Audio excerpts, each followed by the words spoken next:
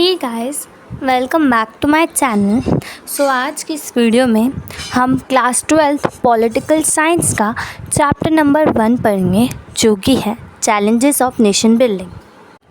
15 अगस्त 1947 को इंडिया को इंडिपेंडेंस मिली और हमारे प्राइम मिनिस्टर जवाहरलाल नेहरू ने कॉन्स्टिट्यूएंट असेंबली में एक स्पेशल सेशन रखा और उन्होंने एक speech the, tryst with destiny में। इंडिया को इंडिपेंडेंस दिलाने में कितने सारे नेशनलिस्ट मूवमेंट हुए हैं। तो बेसिकली 2 गोल्स थे जिसमें सब एग्री करते थे। सबसे पहले इंडिपेंडेंस के बाद हम अपनी कंट्री को रूल करेंगे डेमोक्रेटिक गवर्नमेंट से, और दूसरा जो था कि हमारी जो गवर्नमेंट है वो सबका भले देखेगी, यानी कि जो पर्टिकुलरली जो पुअर और सोशली डिसएडवांटेजेस ग्रुप हैं उनके बारे में सोचेगी। 1947 जो ईयर था वो बहुत ही ज़्यादा ट्रॉमा था, वायलेंस था इसमें, जिसमें हमारी कंट्री ने 3 चैलेंजेस फेस किए। तो ये 3 चैलेंजेस कौन से थे? पहला challenge, to shape a nation that was united but diversified. हम एक ऐसा नेशन शेप करेंगे जो कि यूनाइटेड होगा। दूसरा, हम अपनी कंट्री को एक डेमोक्रेटिक गवर्नमेंट से रन करें, डेमोक्रेटिक प्रैक्टिसेस लाएं, हम अपना एक कॉन्स्टिट्यूशन बनाएं। तीसरा, हम इंश्योर करें कि अब हमारी जो कंट्री है उसमें डेवलपमेंट होगी और वेलबींग होगा पूरी एंटायर सोसाइटी का। और नेक्स्ट टॉपिक आता है हमारा पार्टीशन, डिस्प्लेसमेंट एंड रिहेबिलिटेशन। 14-15 अगस्त को हमारे को पता चला कि जो इंडिया है वो सिर्फ एक नेशन स्टेट नहीं है बल्कि 2 नेशन स्टेट है, यानी कि इंडिया और पाकिस्तान। जब हमारे को इंडिपेंडेंस मिली थी तो ब्रिटिशर्स ने कहा कि अब पाकिस्तान जो है हमारे को कोई फ़र्क नहीं पड़ता whether Pakistan want to joint with India और एक इंडिपेंडेंट कंट्री बननी है तो वो बन सकती।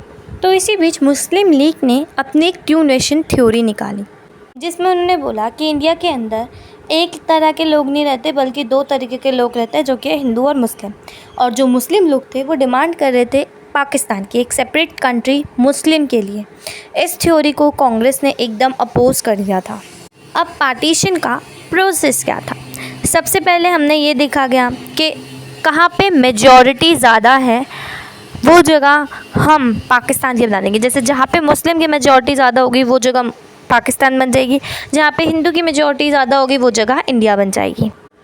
ऐसी कोई जगह नहीं थी जहाँ पे क्लियर एक मेजॉरिटी हो पाकिस्तान की, मुस्लिम पीपल की या हिंदू पीपल की।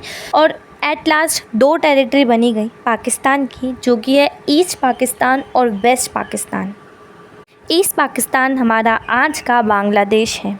दूसरी चीज़ कि सारी मुस्लिम मेजॉरिटी को पाकिस्तान का पार्ट नहीं बनना था, उनको इंडिया में ही रहना था। फॉर एग्ज़ाम्पल खान अब्दुल गफ़र खान, जिनको हम वॉलंटियर गांधी भी बोलते हैं, उनको पाकिस्तान के साथ नहीं जाना था, उनको इंडिया में ही रहना था। उन्होंने अपोज की थी 2 नेशन थ्योरी को। तीसरी प्रॉब्लम जो थी वो ये थी कि पंजाब और बंगाल जो है वो लार्ज एरियाज़ हैं जिसमें क्लियरली नॉन मुस्लिम मेजॉरिटी है, ठीक है। तो इसको भी डिवाइड किया गया था। पंजाब और बंगाल का आप देखोगे आज इनके 2 हैं, एक पाकिस्तान में और एक इंडिया में। 4th प्रॉब्लम्स जो थी वो ये थी कि माइनॉरिटीज़ जो थी वो सफ़र कर रही थी दोनों साइड्स ऑफ बॉर्डर में। जैसे कि कुछ लोग अब ऐसा हो गया था कि हिंदू के पाकिस्तान में चले गए थे और मुस्लिम लोग जो थे वो इंडिया आ गए थे। अब बात करते हैं इस पार्टीशन का कॉन्सिक्वेंसेस क्या आया। ड्यूरिंग द पार्टीशन 3 सिटीज़ थी जिनको हमने कम्युनल जोन बना दिया था, जैसे कि अमृतसर, कोलकाता और लाहौर। ये ऐसी सिटीज़ थी जिनको हमने कम्युनल जोन बना दिया था। अब बात करते हैं कॉन्सिक्वेंसेस की। पहला कॉन्सिक्वेंसेस ये था कि killing of minorities on both side of borders. कुछ लोग ऐसे थे जो हिंदू के पाकिस्तान में चले गए थे, और जो मुस्लिम लोग थे बेसिकली वो इंडिया आ गए थे। तो उनको अब अपना सब कुछ छोड़ के पैदल चल के जाना पड़ रहा था अपनी कंट्री में। ये बेसिकली एक अनप्लान पार्टीशन था जो कि आया बहुत सारे कॉन्सिक्वेंसेस के साथ। वहाँ पे कोई भी प्लानिंग नहीं थी, ना रिफ्यूजी कैंप्स थे। बहुत स्ट्रगल हुआ उन लोगों को एक जगह से दूसरी जगह जाने में। वुमेन जो है उसके साथ बहुत बुरा हो रहा था, बहुत सारे लोगों को ऐसे ही मारा जा रहा था, वुमेन्स को रेप हो रहा था, किलिंग हो रही थी, और कुछ कुछ फैमिली ऐसी थी जो अपने बच्चों को ही मार दे रही थी अपनी फैमिली की रेपुटेशन बचाने के लिए। और फोर्सफुली रिलीजियस का ट्रांसफ़र हो रहा था मुस्लिम कम्युनिटी में हिंदू कम्युनिटी। इस पार्टीशन के साथ हमारा डिवीज़न ऑफ हर्ट भी हुआ। जो छोटी मोटी चीज़ें भी थी, पेन से लेकर बुक्स तक, टेबल से लेकर चेयर, हर चीज़ का भी पार्टीशन हुआ इंडिया और पाकिस्तान में। Integration of princely states. जब हमारा ब्रिटिश रूल ख़त्म हुआ तो इंडिया उससे पहले भी डिवाइड थी दो पार्ट्स में, यानी एक ब्रिटिश रूल करता था हमारी कंट्री को और कहीं कहीं पे प्रिंसली स्टेट्स थी। तो अब ब्रिटिश तो जा रही है, तो अब वो प्रिंसली स्टेट क्या होगा, उनका क्या होगा, तो ये सवाल आता है। तो अब ब्रिटिशर्स ने कहा या तो तुम्हें इंडिया का पार्ट बनना है तो तुम इंडिया का पार्ट बन जाना, तुम्हें अगर पाकिस्तान का पार्ट बनना है तो तुम पाकिस्तान का पार्ट बन जाना, तुम्हें इंडिपेंडेंट कंट्री रहना है तो इंडिपेंडेंट कंट्री रहना, it's all up to you. क्योंकि अब ब्रिटिश का रूल ख़त्म हो चुका है।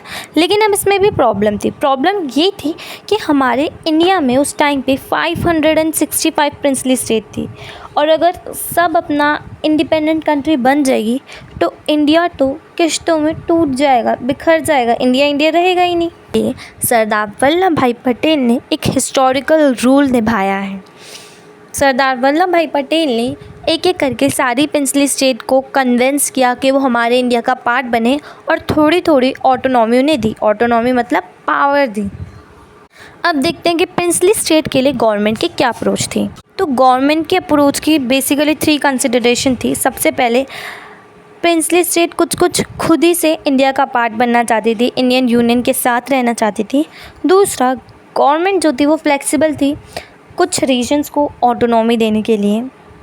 तीसरा, जो पाकिस्तान का बैकड्रॉप है यानी कि टेरिटरी मार्क करने के लिए, जो टेरिटरीज़ है, बाउंड्रीज़, उसको मार्क करना एक सुप्रीम इम्पोर्टेंस था।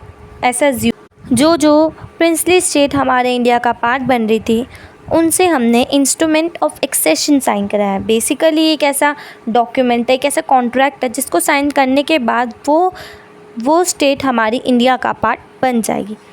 धीरे धीरे करके सरदार वल्लभ भाई पटेल ने सारी प्रिंसली स्टेट को हमारे इंडिया का पार्ट बना लिया था।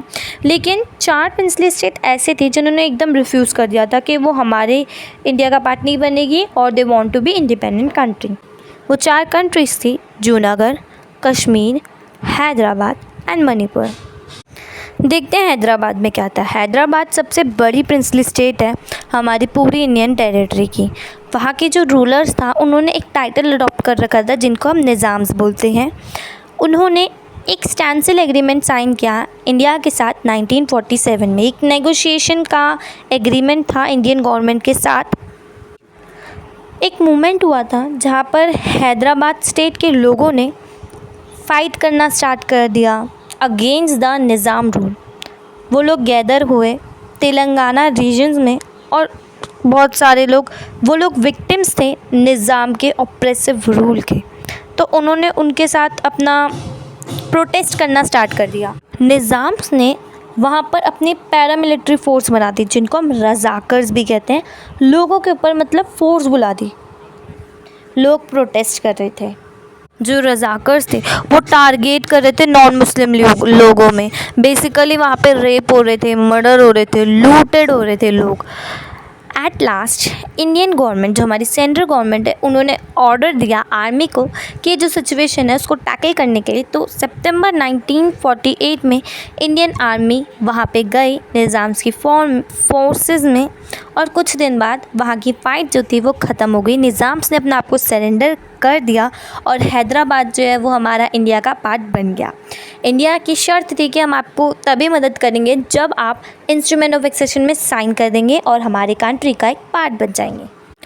अब बात करते हैं मणिपुर की। इंडिपेंडेंस से पहले मणिपुर में महाराजा रूल करते थे जिनका नाम है बोधा चंद्र सिंह। इन्होंने साइन किया था instrument of accession Indian government के साथ, ये एश्योर करके कि उनको इंटरनल ऑटोनॉमी जो है वो मणिपुर अपने खुद मेंटेन करेगा, और जो एक्सटर्नल के जितने भी डिस्प्यूट्स वगैरह है वो हमारी गवर्नमेंट देखेगी। इस पब्लिक ओपिनियन के प्रेशर महाराजा ने इलेक्शन हेल्ड कराए मणिपुर में जून 1948 को। तो वो स्टेट जो है वो उसमें कॉन्स्टिट्यूशनल मोनार्की चलती थी। मणिपुर फर्स्ट पार्ट था इंडिया का जहाँ पे इलेक्शन हुए on basis universal order franchise. Manipur की फुल ऑटोनॉमी मिल गई थी, यानी पूरा मणिपुर हमारी कंट्री का पार्ट बन गया था। एक्सटर्नल और इंटरनल डिस्प्यूट्स भी हो गए थे और पूरा इंस्ट्रूमेंट ऑफ फिक्सेशन साइन कर लिया। कश्मीर का आपके इस चैप्टर में मेंशन नहीं है, वो आप आगे आने वाले चैप्टर में पढ़ोगे, जिसमें कश्मीर के बारे में पूरा एक चैप्टर है। एंड जूनागढ़ की बात करें तो जूनागढ़ में प्लेबिसाइट हुआ था। प्लेबिसाइट यानी कि वोटिंग हुई थी जहाँ पे लोगों ने वोट दिए थे और उनको खुद ही पार्ट बनना था इंडिया का। नेक्स्ट टॉपिक आता है हमारा रीऑर्गेनाइजेशन ऑफ स्टेट।